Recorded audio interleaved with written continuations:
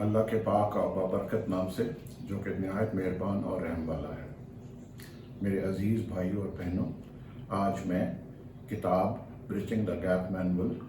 Between the courts and masses کی chapter number 4 کے ساتھ حاضر ہوا ہوں۔ چیپٹر نمبر 4 اس کتاب کا سب سے بڑا چیپٹر ہے، اس لیے اس کو ہم قسطوں میں سمجھنے کی کوشش کریں گے۔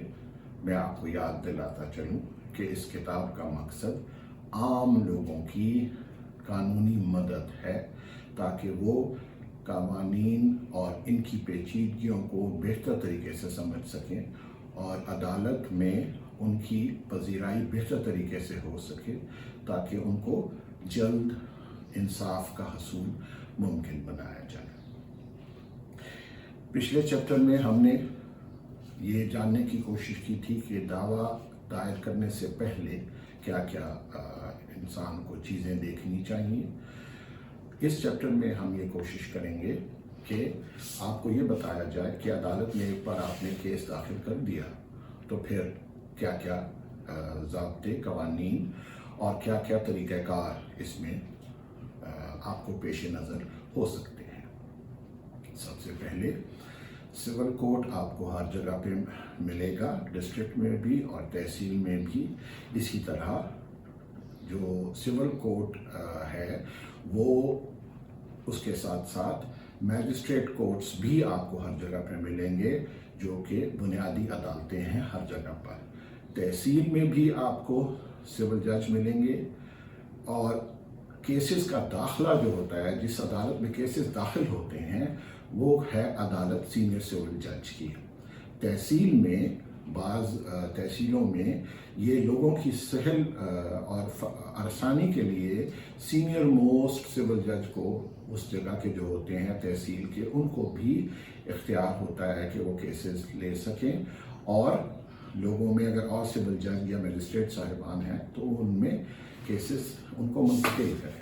اگر آپ نے کیس سینئر سول جج کی عدالت میں داخل کر دیا ہے تو وہ اپنی پینڈنسی کے مطابق اپنے کیسز زیر التوا کے حساب سے مختلف عدالتیں جو سول جج صاحبان کی ہوتی ہیں ان میں وہ کیس منتقل کر دیتے ہیں۔ جب آپ کیس کسی سول جج صاحب کی عدالت میں منتقل ہوگا تو سب سے پہلے آپ ان کے ریڈر کے پاس جاتے ہیں اور ان کے ریڈر صاحبان وہ کیس جج صاحب کو پیش کرتے ہیں اور جج صاحب اس پہ لکھ دیتے ہیں بعد از پڑتال پیش ہو۔ پڑتال کا مقصد کیس میں کیا سارے قوانین کے مطابق کیس صحیح ہے، کیا اس کے ساتھ فہرست وارثان لگی ہوئی ہے، کیا کورٹ فیس اس کے مطابق ہے، مروجہ قانون کے مطابق ہے، کیا سوٹ ویلیویشن کے مطابق سوٹ پراپرلی ویلیوڈ ہے۔ یہ ساری چیزیں وہ دیکھتے ہیں اور ایک مفصل رپورٹ عدالت کو پیش کرتے ہیں۔ میں آپ سے یہ گزارش کرتا چلوں کہ میرے تجربے کے مطابق جب ہم نے شروع کی تھی اپنی نوکری تو اس میں ہم کو یہ شدت سے احساس ہوتا تھا کہ جو پڑتال ہے یہ بہت زیادہ ضروری ہے اس قانون میں، اس مروجہ سسٹم میں کیسز کو جلدی فیصلہ کرنے کے لیے۔ اگر کوئی کمی آپ کے دعوے میں رہ جاتی ہے تو وہ اسی وقت اگر پوائنٹ آؤٹ ہو جائے جج صاحب کو تو ان کے لیے جلدی فیصلہ کرنا آسان ہو جاتا ہے۔ اگر پڑتال ہو گئی ہے تو پھر جج صاحب کو وہ کیس پیش کیا جاتا ہے، تو جس کو ہم انگریزی میں کہتے ہیں اسکروٹنی آف دا پلینٹ، ملاحظہ کرتے ہیں وہ دعوے کا کہ کیا یہ دعویٰ درست طور پہ دائر کیا گیا ہے، کیا اس کی لکھاوٹ، اس کی جو فیکٹس ہیں، اس کے جو واقعات ہیں اور اس کے جو قوانین ہیں وہ درست طور پہ منشن کیے گئے ہیں، کسی قانونی حکم تو اس میں نہیں ہے۔ اگر کوئی قانونی حکم ہوتا ہے تو اس میں وہ دو کام کرتے ہیں، یا ریجیکٹ کر دیتے ہیں پلینٹ کو، یا ریٹرن کر دیتے ہیں، یا واپس کر دیتے ہیں، یا خارج کر دیتے ہیں اور قانونی حکم آپ کو بیان کرتے ہیں کہ یہ قانونی حکم ہے اس لیے آپ اس کو تو اگر آپ کو ریٹرن کرتے ہیں، اگر آپ کو واپس کرتے ہیں پلین، تو وہ آپ کو یہ ساتھ کہتے ہیں کہ متعلقہ عدالت جو بھی ہے اس میں آپ چلے جائیں، کیونکہ اس عدالت کے پاس اختیار سماعت نہیں ہوگا۔ اسی طرح اگر وہ صحیح سمجھتے ہیں کہ جی یہ صحیح ہے، تو دوسرے فریق کو نوٹس ایشو کر دیتے ہیں۔ آپ دوسرے فریق کو جب نوٹس ایشو کرتے ہیں تو اس میں دوسرا فریق کی اگر تعمیل ہو جاتی ہے اور وہ حاضر عدالت نہیں ہوتا، تو اس میں عام طور پہ عدالتیں اس کو یک طرفہ کر دیتی ہیں، اور یک طرفہ کے بعد یک طرفہ شہادت ہوتی ہے۔ ویسے تو عدالت کے پاس یہ اختیار ہے ضابطہ دیوانی کے نیچے کہ وہ ایک طرفہ کر کے بھی ڈگری کر سکتا ہے، مدعی کے حق میں فیصلہ کر سکتا ہے، مگر اس سے بہت بہتر یہ ہے کہ آپ اپنی شہادت کرائیں تاکہ آپ کے پاس ایک مستقل شہادت موجود ہو، اگرچہ دوسرا فریق بعد میں جب آ بھی جائے اور کنٹیسٹ بھی کر لے۔ میں یہاں یہ بھی بتاتا چلوں کہ سینئر سول جج اب پختونخوا میں سینئر سول جج ایڈمنسٹریشن ہوتے ہیں، سینئر سول جج جوڈیشل ہوتے ہیں، اور بعض جگہ پہ سینئر سول جج فیملی کورٹ بھی ہوتے ہیں۔ یہ اس لیے کیا گیا تھا کہ ایک سینئر سول جج صاحب کی عدالت میں ان کو ایڈمنسٹریٹو کام بھی کرنا پڑتا تھا، ان کو جوڈیشل کام بھی کرنا پڑتا تھا، اور اس کے علاوہ ان کو بہت ساری ڈیوٹیز ایسی ہوتی تھیں سینئر سول جج کی، جس کی وجہ سے عدالت میں مقدمات جو زیر التوا تھے وہ سفر ہوتے تھے۔ اور سینئر سول جج جو فیملی کورٹ ہیں، وہ فیملی کورٹ کے کیسز، فیملی کورٹ کے جو باقی جج صاحب سول جج صاحبان وہاں ہوتے ہیں ان کو منتقل کرتے ہیں۔ ایڈمنسٹریشن سینئر سول جج صاحب جو ہیں ان کے پاس ٹوٹل ایڈمنسٹریشن چلتی ہے، اور اسی طرح آپ اگر ہائی کورٹ کا وہ بک ملاحظہ کریں گے جو اس سلسلے میں اشاعت کی گئی ہے، مینول، اس میں آپ کو اندازہ ہوگا کہ ان سب کی ڈیوٹیز مینشن کی گئی ہیں، ان سب کی ساری ڈیوٹیز لیڈ ڈاؤن ہیں تاکہ وہ اپنے اختیارات کا صحیح طور پہ استعمال کر سکیں۔ واپس آتے ہیں اس بات پہ کہ جب یک طرفہ شہادت ہو جاتی ہے، اس کے بعد آپ کی ایک طرفہ بحث ہوتی ہے، اور وہ عدالت کو اگر مطمئن عدالت ہے تو آپ کی ایک طرفہ ڈگری کر سکتی ہے۔ کوئی ضروری نہیں ہے کہ وہ ڈگری بھی ہو، اگر عدالت مطمئن نہیں ہوتی تو عدالت اس کو خارج بھی کر سکتی ہے، اور اس کے وجوہات لکھنے پڑتے ہیں۔ اس کے بعد ایک اور سینیریو یہ ہے کہ ڈیفینڈنٹ حاضر ہو جاتا ہے۔ جب ڈیفینڈنٹ حاضر ہو جاتا ہے تو وہ اپنا دعویٰ داخل کرتا ہے، ٹھیک ہے۔ جب دعویٰ داخل کرتا ہے تو اس میں جو سب سے امپورٹنٹ چیز جو آپ کو بتانے مقصد ہے وہ ہے، پختونخوا میں ایک امینڈمنٹ ہوئی تھی مینجمنٹ کانفرنس اور ٹرائل مینجمنٹ کے حوالے سے۔ وہ عدالت اسی وقت جب ریٹن سٹیٹمنٹ داخل ہو جاتی ہے تو دونوں فریقوں سے پوچھتی ہے کہ آپ کے پاس کیا ہے ایسا جس میں یہ دعویٰ آگے چلایا جائے، اس میں تنقیحات وضع ہو سکیں، اس میں ایشوز فریم ہو سکیں، تو ایسی کیا چیز ہے جو کہ آپ کے پاس ہے۔ اور اگر عدالت مطمئن ہوتی ہے تو عدالت اس میں ایشوز ایسے ہیں جن پہ شہادت ممکن ہو، اور وہ ان کو شہادت کے لیے رکھ دیتی ہے۔ اور اگر عدالت مطمئن نہیں ہوتی اور دونوں فریقوں کو کہتی ہے کہ آپ کا معاملہ چھوٹا سا ہے، اس میں سمری پروسیڈنگز ہوں، سمری ٹرائل بھی عدالت کرتی ہے، اور اس کو سمری ججمنٹ کے ذریعے اس کا ڈسپوزل بھی کر دیتی ہے۔ اگر آپ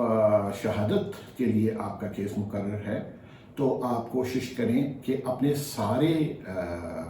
فہرست گواہان میں اور فہرست دستاویزات میں وہ ساری چیزیں مینشن کریں جو کہ آپ کے دعوے کے لیے ضروری ہیں، وہ عدالت میں داخل کریں۔ اپنے گواہوں کو 1 دن 2 دن 4 دن پہلے ان کو وکیل صاحب کے پاس لے جائیں اور ان سے ان کی یادداشت میں چیزیں لائی جائیں، اور تاکہ وہ عدالت میں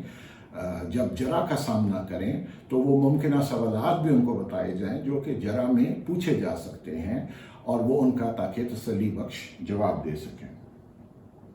پھر اس کے ساتھ ساتھ اگر جب دونوں فریقین کی شہادت مکمل ہو جاتی ہے تو اس کے بعد بحث کا وقت آتا ہے۔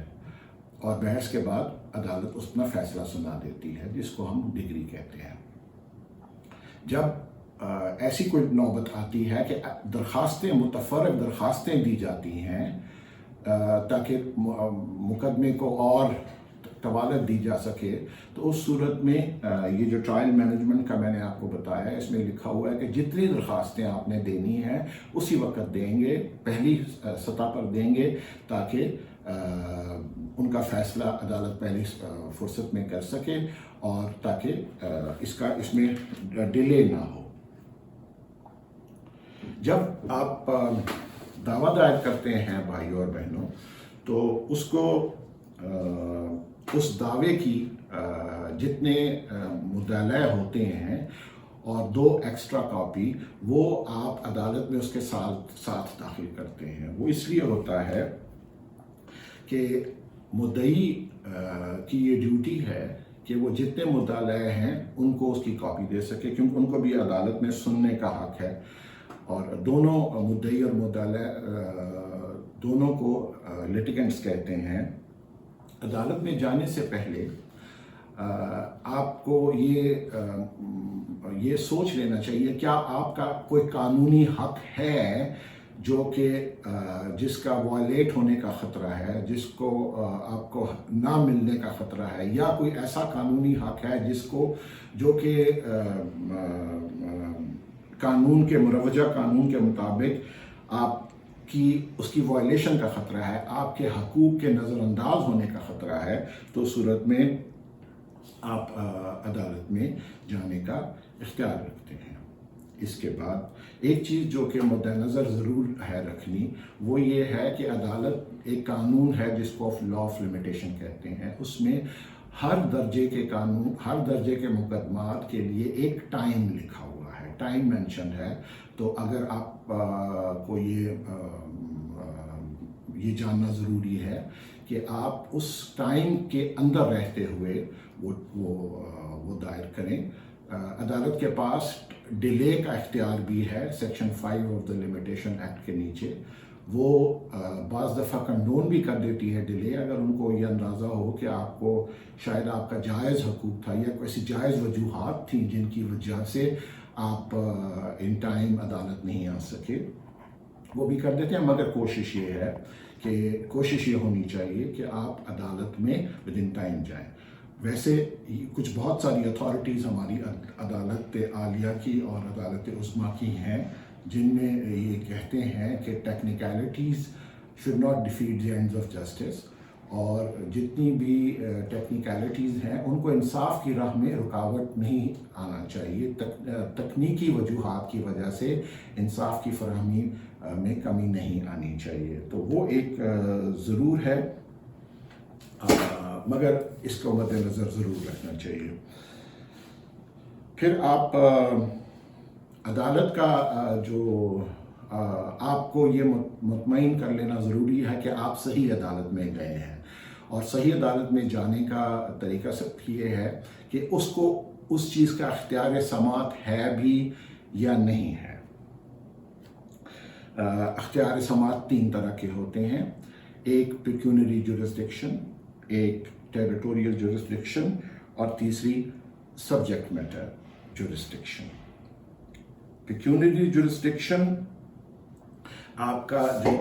جو آپ کا دعویٰ دائر کیا گیا ہے اس کی ویلیویشن کے مطابق ہے، اور ایک قانون ہے جس کو سوٹ ویلیویشن ایکٹ کہتے ہیں، اور سوٹ ویلیویشن ایکٹ کے نیچے جس طرح آپ نے اپنے دعوے کی قیمت میں جس میں متعین کی ہے اس کے مطابق آپ صحیح عدالت میں آئے ہیں کہ نہیں۔ 50 ملین سے کم اگر دعویٰ ہے تو وہ آپ سول جج صاحب کے سامنے دائر کریں گے، اور اس کے لیے سوٹ ویلیویشن ایکٹ 1887 کو جاننا ضروری ہے۔ پھر سبجیکٹ میٹر جورسڈکشن جو آپ کے قانون میں جو آپ کی پراپرٹی کے متعلق، اس کی پوزیشن کے متعلق، اسپیسیفک پرفارمنس آف کانٹریکٹ اور پرماننٹ انجنکشن اور کینسلیشن آف ڈاکومنٹ مین پروفٹ، ریکوری آف منی وغیرہ یہ سبجیکٹ میٹر، ملیشیس پروسیکیوشن وغیرہ یہ سبجیکٹ میٹر جورسڈکشن میں آتے ہیں۔ ٹیریٹوریل جورسڈکشن جو عدالت کا اختیار سماعت ہے، کیا وہ اس کے اندر وہ پراپرٹی ہے؟ اس میں کچھ عدالتیں یہ بھی دیکھتی ہیں کہ ڈیفینڈنٹ کہاں رہتا ہے، اور وہ اس کے عدالت کے باہر رہتا ہے، تو پھر وہ عدالتیں ڈٹرمن کرتی ہیں کہ کہاں آپ کے حقوق کی وائلیشن کہاں ہوئی۔ اس کے بعد جب ہم آتے ہیں کہ جی آپ دعویٰ کیسے ڈرافٹ کرتے ہیں، اس کتاب میں کچھ اپینڈکس کے طور پہ آپ کو ABCD وغیرہ دیے گئے ہیں، وہ کچھ دعویٰ جات کے فارمیٹس ہیں، تو وہ ان کو آپ ملاحظہ کریں اور اس کے مطابق اپنے جو واقعاتی جو پیرے ہیں وہ ان کو لکھیں گے۔ باقی قوانین کے پیرے اس میں دیے گئے ہیں، اس میں عام طور پہ آپ کو ایک فریم ورک بھی دیا گیا ہے کہ اس میں عام طور پہ فیکٹس کیا ہوتے ہیں۔ آج کے لیے اتنا ہی، نیکسٹ ویڈیو کے ساتھ میں آپ کی خدمت میں حاضر ہوں گا۔ بہت شکریہ۔